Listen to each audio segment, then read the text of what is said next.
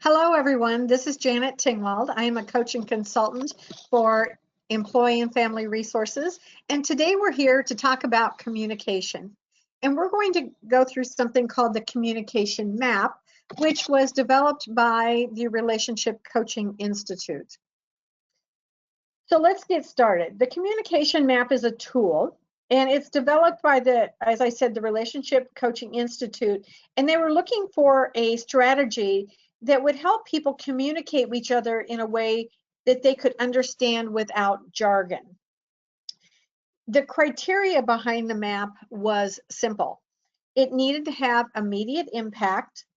You need to be able to learn it and to use it in just one session.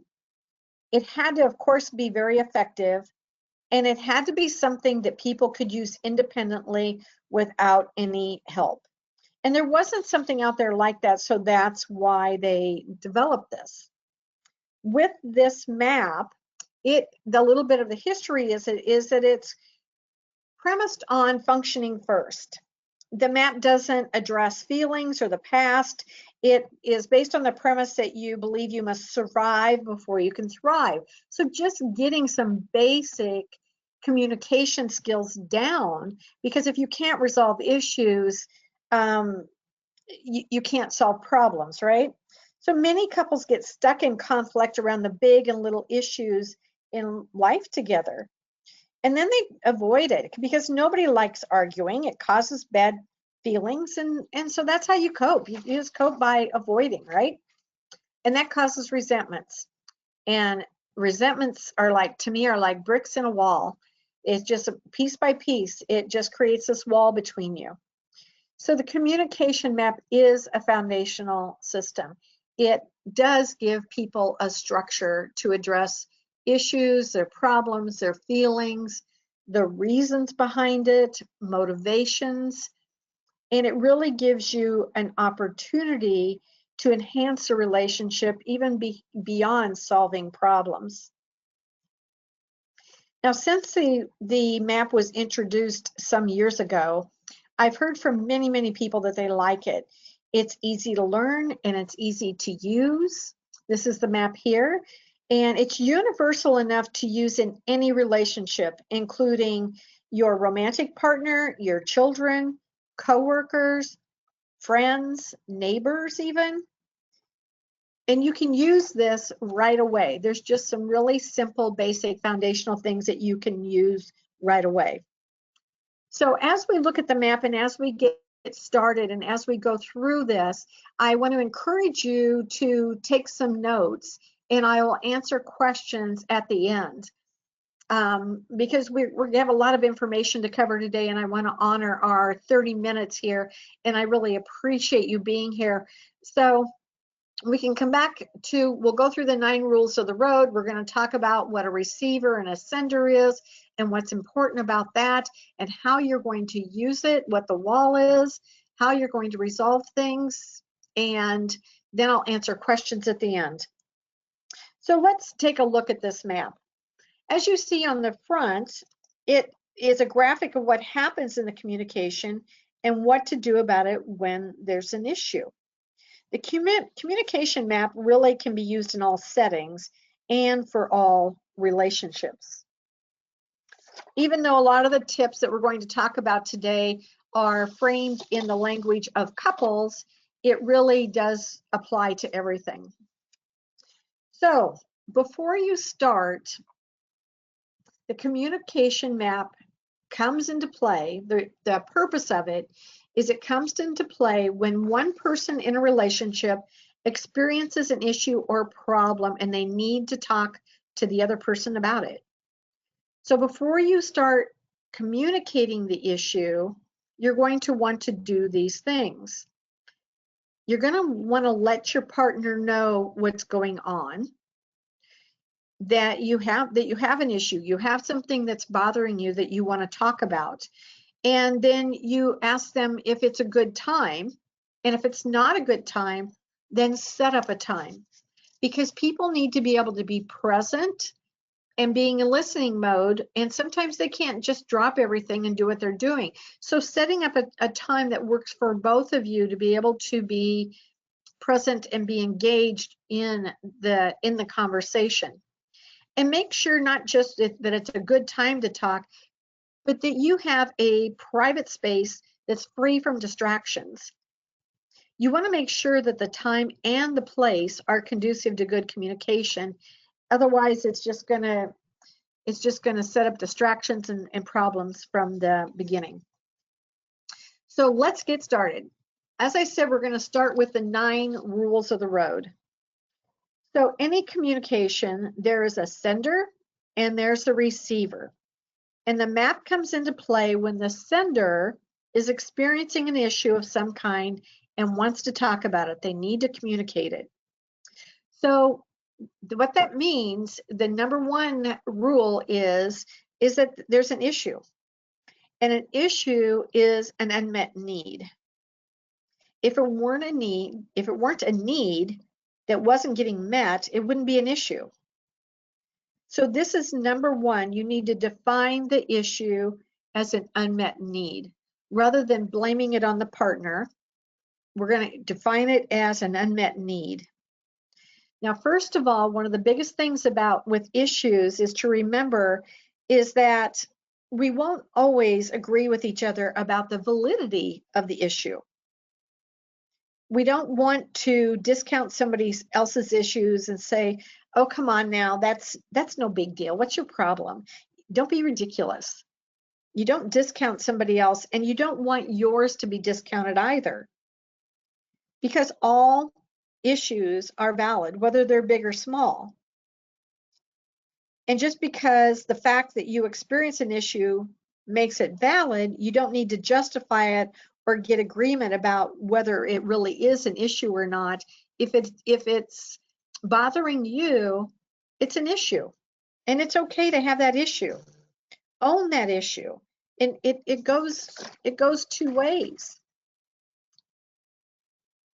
So again, number 2 is all issues are valid. And number 3 is the needer.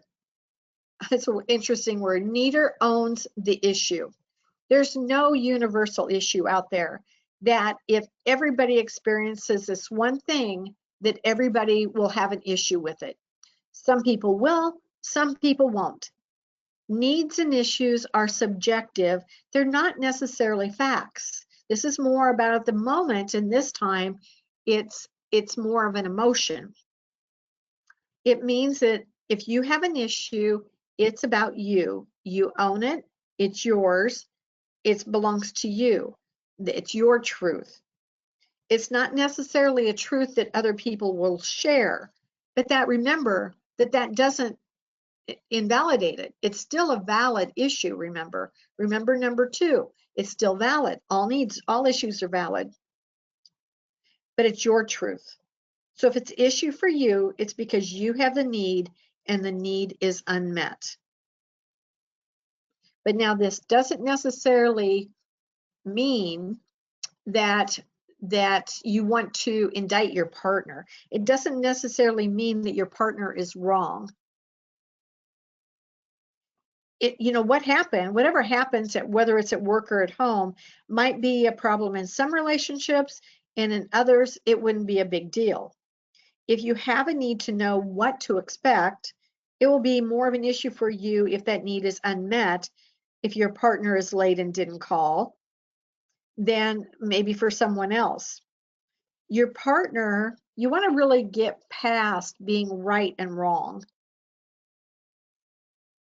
Your partner being late is simply a fact. You don't want to necessarily make them right or wrong. It doesn't make your issue less valid. It simply means you take an attitude of ownership with it. So when you do that, when the sender has ownership, it's incredibly important because it empowers you to be responsible for your needs. And you're much less likely to put your partner on the defensive because you're not making them wrong or blaming them for your unmet need. What this means for the receiver is that it's not about the receiver. It's not about you if you're the receiver. It's not your issue. Your job is to let the sender have the issue. And don't try to take it away from them by having an issue about them having an issue. If you take the issue personally and make it about you, then you'll hit the wall. You're going to get stuck. And if you let them have their issue and support them to get their unmet need met, you'll be helping yourself as well. So one of the things we need to look at as we move further into the rules of the road is focus and dialogue. It's very important that you take one issue at a time. So often when people start to talk about an issue, they bring up everything that ever happened, every resentment, every little agreement. And if you want to have a productive communication and you want to resolve something, the thing that happened that prompted this conversation, you pretty much have to focus on one thing at a time. Number 5 is you want to then take turns. Take turn being the sender. One person speaks at a time, because you can probably relate to the fact that arguments happen because one person doesn't let the other person speak. We start to get louder. We don't take turns talking. And that becomes difficult. We're talking before somebody even has a chance to finish their sentence. And this is where we get really stuck. It's where we hit what I call the wall, which we're going to go into in a minute. And I'll tell you more about that. So this is simple to understand, but when you're in it and emotions are high, it's not necessarily easy to do. So number 6, practice speaking with moderation. And this will help a lot with both of these things. When you find the time to set aside to talk about this, you both know it's going to happen. No one's been blindsided or quote attacked with it that we have to do this now, and you're both in a safe space to do it. So speaking with moderation, it helps to really make both people remain calm and respectful, and then you can choose your words more carefully so you don't make things worse. Number 7, listen with curiosity. Remember, it's the sender's issue, and you as the receiver, it's just your opportunity to listen with curiosity. Where's your partner coming from? Listening for what the real issue is, rather than this is the part about not taking it personally. Listen to them like you're listening to them for the first time. And when you do, I guarantee you'll learn something new about your partner and your relationship that you may not have noticed before. So think back on your patterns in listening when there's conflict, and how often you're formulating in your mind what you're going to say before they're even done talking. And as I said, sometimes we don't even give others a chance to finish before we are replying. This is a very human thing to do. It's very normal, but it is a bad habit and it does not lead to productive resolution. That's when it really turns into arguing. So it's really, really important to listen and to take turns. And I'm going to cover a little later what a receiver looks like in detail, but we're talking about sender more right now. So if it's your turn to be the sender, then you have a right to expect that your partner really listens to you. The 8th is think win-win, not war. Most of us intellectually, we know that we can negotiate, finding a way that really works for both of us. But what often happens unconsciously is that's an assumption, and if you get in your way, that I'm going to lose and I'm not going to get my needs met. And so again, there becomes resistance, which oftentimes feels more like a compromise than a negotiation. So remember to then 9 is nurture the space between. And this is so, so, so important, as the last of the rules of the road is a lot of people don't even know about this. They don't think about this. And again, with anybody that you have a relationship, whether work or personal, that there is a space between you. And it's where your children lives, your friends live, it's where everything else lives. It's an emotional atmosphere between the two of you. And it needs to be clean. It needs to be open if it's going to be fulfilled and happy. So, you know, those bricks that I talked about, well, those are unresolved conflict. And if your communication isn't clean and effective, well, then you build resentments and disappointments, unresolved issues, and that pollutes the space between you. Or as I said, to me, it creates a wall. It just creates a wall between you, one brick at a time. So you want to nurture it and treat it as sacred.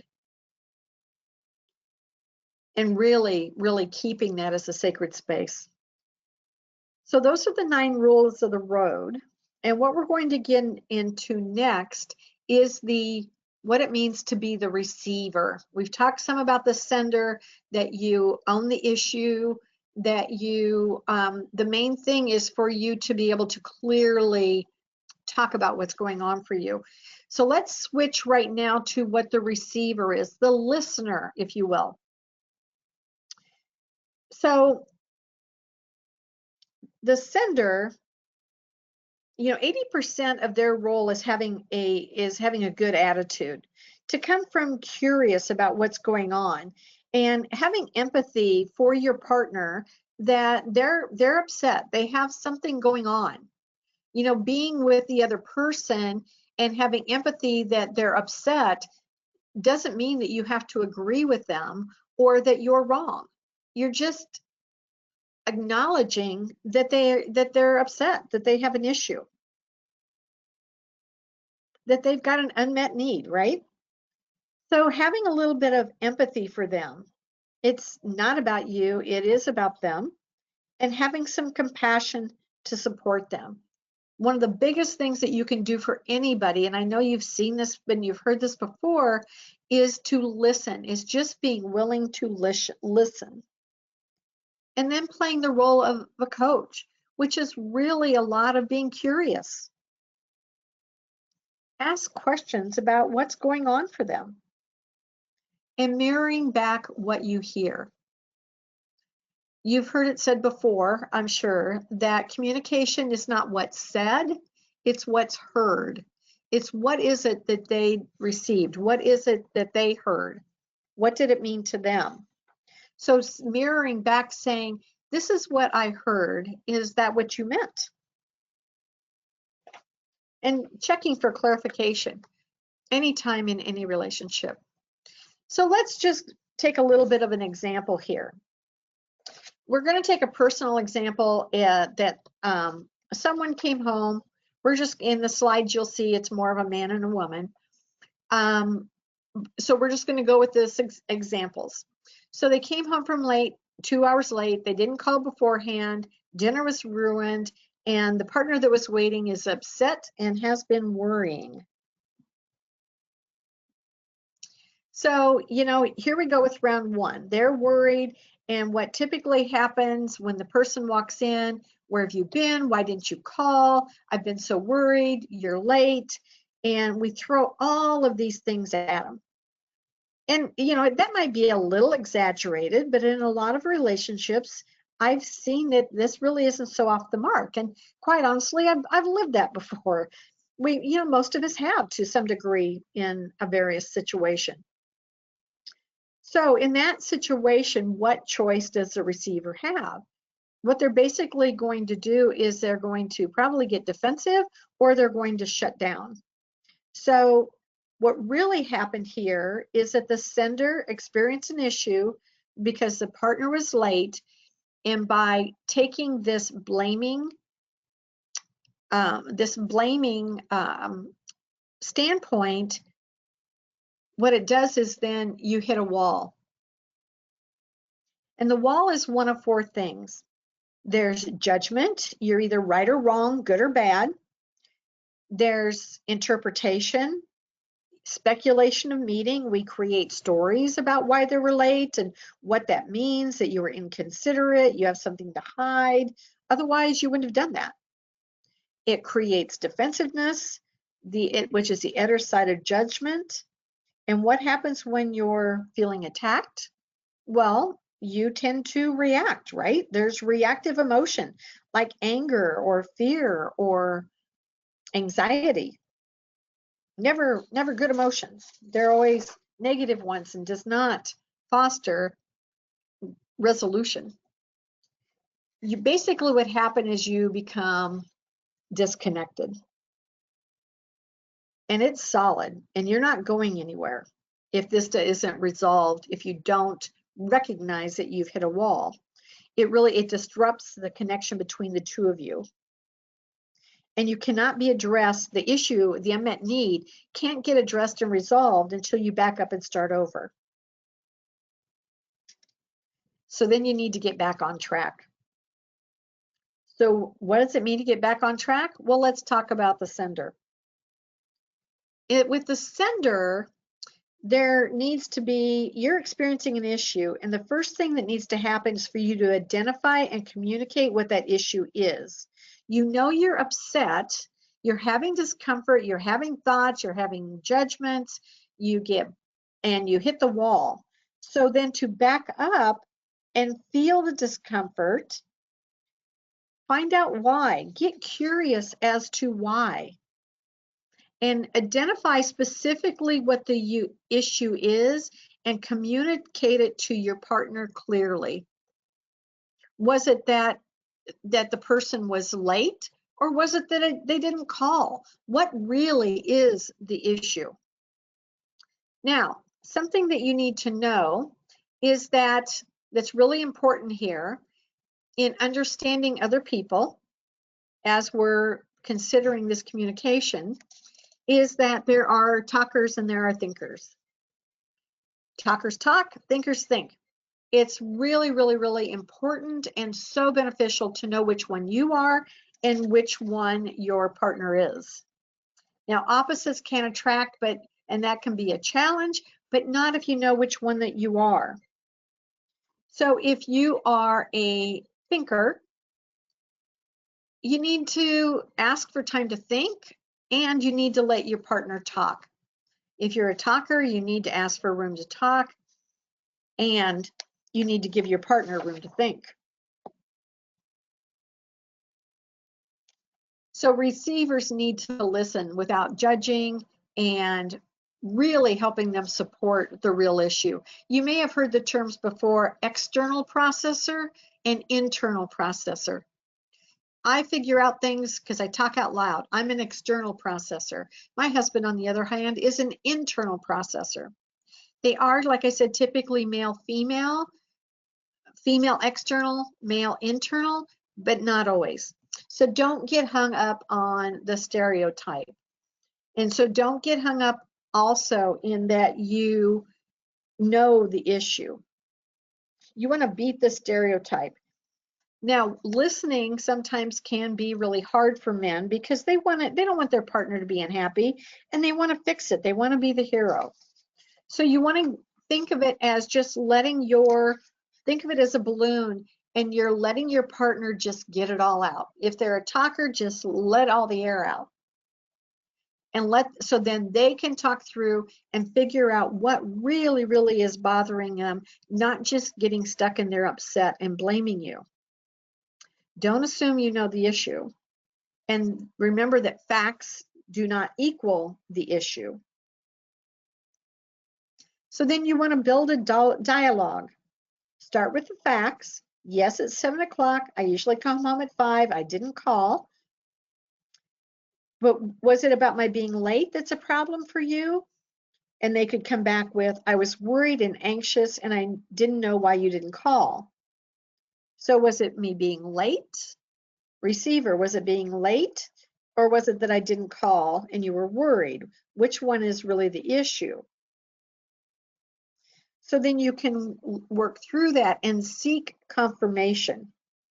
Late and no call, latency issue. Is it because you were worried and anxious, the call, or was it the meal was ruined and it was spoiled?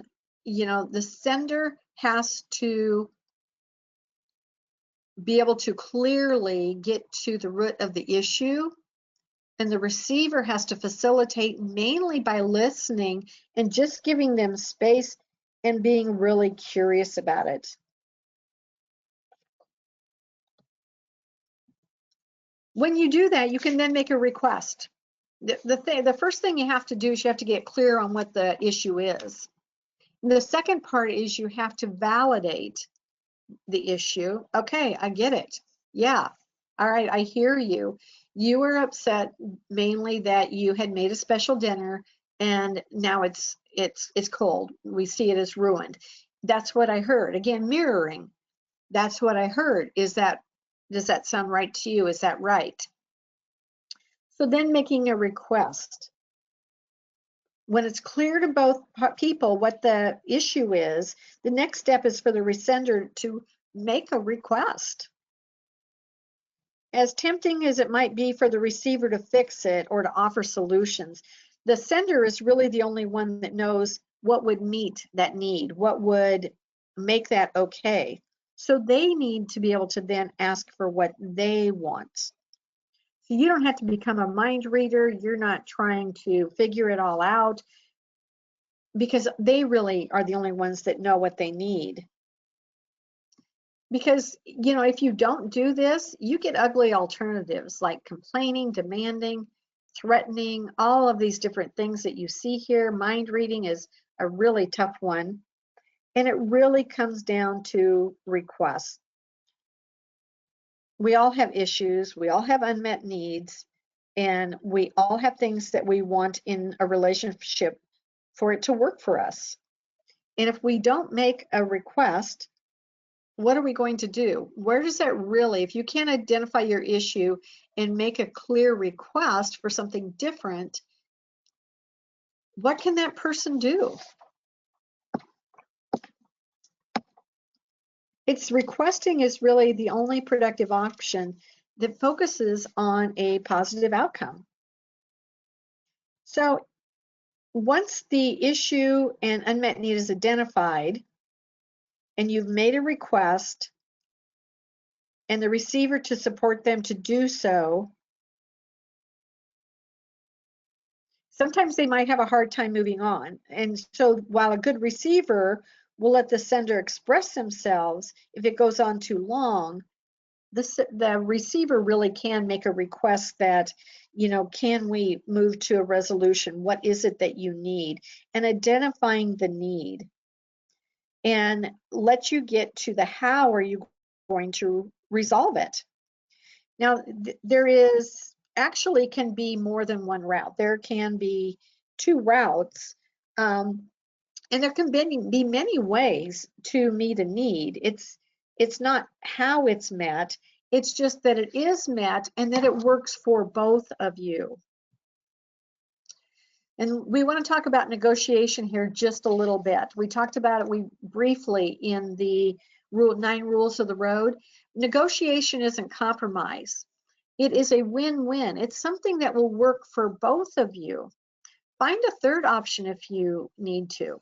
If it doesn't work for both of you and one of you feel like you're compromising, you're giving up something, it won't stick and you'll end up back in this place again. So get curious about maybe some different ways to do it and be open to some possibilities and options. So you could, you know, there's 2 ways that you can answer it. One is going to be, yep, no problem, I can do that. And it needs to be a full body, absolutely, I can do that. Or a, well, I'd like to, but this is where I'm stuck. And then talk about that and then come back to looking for another solution. Think outside the box. You know, make a plan about it. Be patient about it. Maybe Google some ideas. Maybe ask some other people. But stay open-minded and have compassion and mirror back. Really taking care of that space between you with empathy and compassion. And also be positive. Never say an absolute no. It could be a, well, I can't necessarily do that, but I could do this. Counter propose, make a pact, stay positive, keep trust in the picture, and lots of making it safe by listening. So the final steps, when you've negotiated it, you feel like you have a resolution, you've solved it, and then follow through. What's it going to take to make sure this happens? And having a commitment to it. A promise isn't enough. A commitment is the action. When you actually follow through, you can have the best of intentions, but the commitment and the actions is where it follows through. And if it doesn't work, it's most likely because it wasn't a good agreement. It wasn't really something that worked for both of you. So you need to go back to the drawing board of what could be a resolution. Here's the issue. What are some things that we could do? So you want a mutuality. You won't know until you give it a go. One you can keep, make it one you can keep, one you want to keep. Go around again if you need to. Have forgiveness, have patience, and trust me, this works. I'd use it myself, and you learn as you go, and it gets faster and easier as you practice it, and there is trust built. Because perfection doesn't exist. But if you do follow this process, if you follow the structure and have a positive intent and go for clarity and then resolution, you'll find that hard to solve or seemingly unsolvable problems will magically become easier to be a win-win for both of you. So it really is pretty simple to use. And I know we're running a little long, but I wanted to give you just a couple of minutes to see if you have any questions that I can answer for you quickly.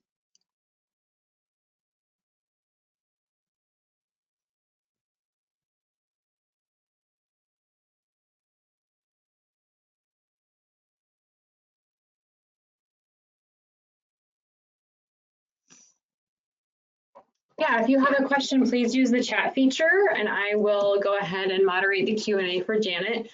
While we are waiting for those questions to come in, I just want to remind everyone that EFR is doing monthly webinar series, and our next webinar is coming up next month on March 10th. So it's a Wednesday, March 10th, and the topic is workplace harassment, I believe. Let me just double check. We've been doing these for so long now. We started them when everyone was sent to work from home for the spring last year, and we've been doing so many. And yes, that is correct. Understanding workplace harassment with Louise Krall. Louise is actually our HR director at EFR, and that is Wednesday, March 10th at 10 a.m. So mark your calendar for that. You can also visit our website, www.efr.org, to register. We have a request, Janet, for you to show slide 13 again.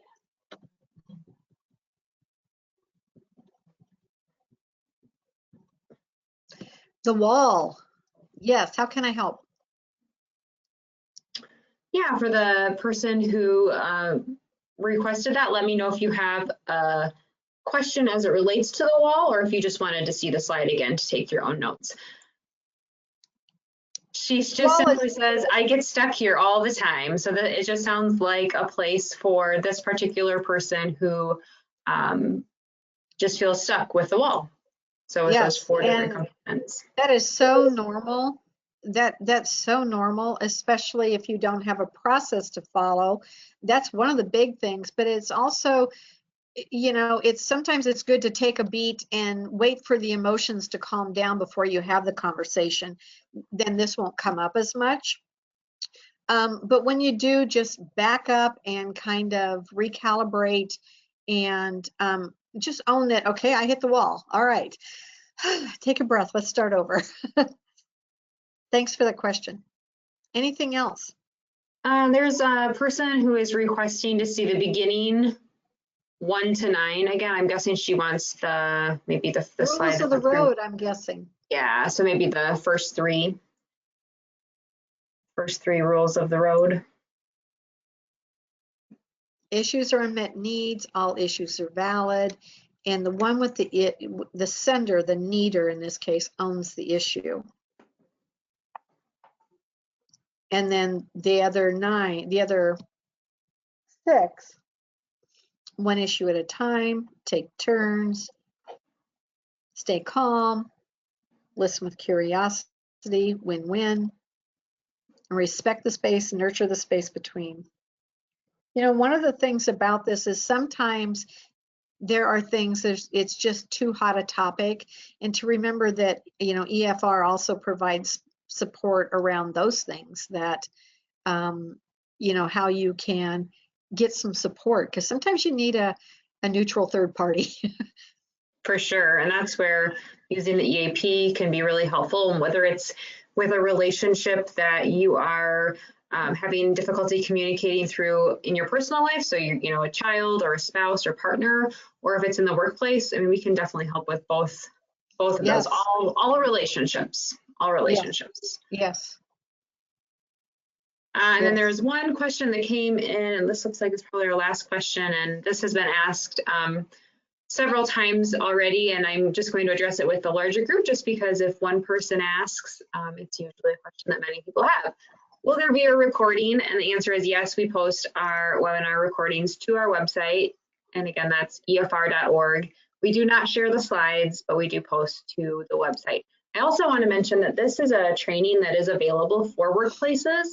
So if you have EFR's EAP and you are interested in having a larger discussion around the communication map that really does a deep dive on the 9 rules of the road and all of the different components that Janet went through today, you can have that for your organization. We can coordinate that for you. And so you would just need to reach out to us. So if you're listening and you know who at EFR you are in touch with on a regular basis, you would just reach out to that person. It's likely your account manager. And if you know that you have our EAP benefit, but that's it, you can also just reach out to us and we can get you connected with the right person to coordinate that training. Janet, would you mind going to that last slide? Oh, there's one more question. Will the graphic of the communication map be shared? Janet, is that something that we can share with people? The graphic? If they're, yes. Okay. All right, and I see who you are and I can get that to you.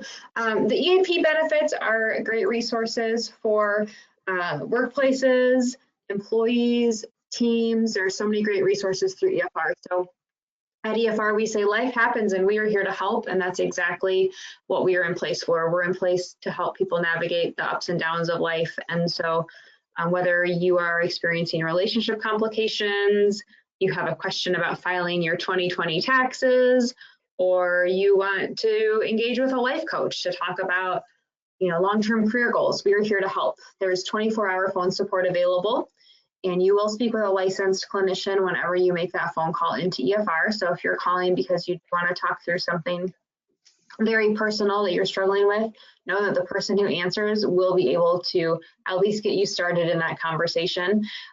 You get 3 or 6 in-person counseling sessions per year, and that can be in-person or virtual. With COVID, we've kind of moved back to some providers are doing it in person and some are still doing virtual. There's also telephonic resources like financial and legal consultation, elder and child care resources, identity theft resolution, and again, that life coaching benefit that I mentioned. Just know that for some clients, it just depends on your benefit package. You will have 3 sessions of counseling and some you will have 6. So you may not know what your benefit entails until you call EFR, but we can look that up for you when you make the phone call. Thank you so much, Janet, for your time today and your expertise. And again, we will have a webinar coming up in just March 10th. It's not too far away, about 3 weeks from today. And that is understanding workplace harassment. Thanks everyone for being here. Thanks, Janet. Bye-bye. Bye.